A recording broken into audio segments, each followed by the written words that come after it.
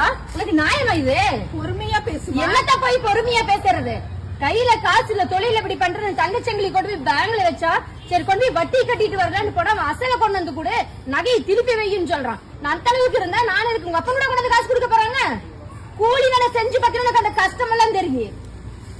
அடுக்குமா நிர்மலா இது, அடுக்குமா நிர்மலா இது. என்னமா ஆச்சு? நைட்டு மகளமா தையல் மிதிச்சிருக்கிறியா நீ? அம்மா, நான் ஒரு பொருளாதார மேகமா. நல்ல மேக போ நீ. வாரம் முழுக்க வேலை செஞ்சு 2500 ரூபாய் சம்பளத்தை அந்த முதலாளி பேங்க் அக்கௌண்ட்ல தான் போடு வந்துட்டாங்க. சரி, அதான் சரி. என்ன சரி போ. காலையில எடுக்கலான்னு போன அந்த அட்டை தூக்கிட்டு போனா பேங்க்ல 1700 ரூபாய் இருக்குது. என்ன ஏதுன்னு பதறி ஓடி போய் மேனேஜரை கேட்டா மினிமம் பேலன்ஸ் இல்லன்னு சொல்லிட்டாங்க. உனக்கு கூலிக்காரன் கஷ்டம் என்னன்னு தெரியுமா முதல்ல? ரைடு கிளம்பிட்டு ரைடு போறாங்க. ரைடு 70 கிலோமீட்டர் போகணும் இந்த வண்டியில. ஏன் நீ தான் கார் வச்சிருக்கீங்க? கார் வச்சிருக்கிறா பேரு. கார் வாங்கினத டியூவை கட்டுவனா, பெட்ரோல் போடுவனா, டோல்கேட்ல அடிக்கிறீங்களா ஒரு கொல்ல, அதுக்கு பணம் கட்டுவனா? உங்க அப்பா வீட்டுல இருந்து அதெல்லாம் குடுக்குறீங்க. இந்த கொடுமைய பாத்தீங்களா? ஐயோ, அடுத்து இவளா? சொல்லுமா, என்னம்மா? 5 தடவை ஏடிஎம்ல பணம் எடுக்க போய் 6வது தடவை எடுக்கும் போது கட்டணம் கட்டணும்னு நான் நினைச்சேன். அப்படித்தான். என்ன அப்படித்தான்?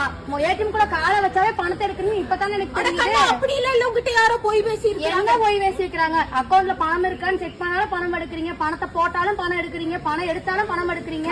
அதாவது டிரான்சாக்சன் தானே நீ அக்கௌண்ட்ல செக் பண்ண. என்ன உங்க அப்பா வீட்டு காசு ஆகுது? பணத்தை கஷ்டப்பட்டு சம்பாதிக்கிறவங்களும் அதோட அருமை தெரியும். உனக்கா தெரிய போகுது?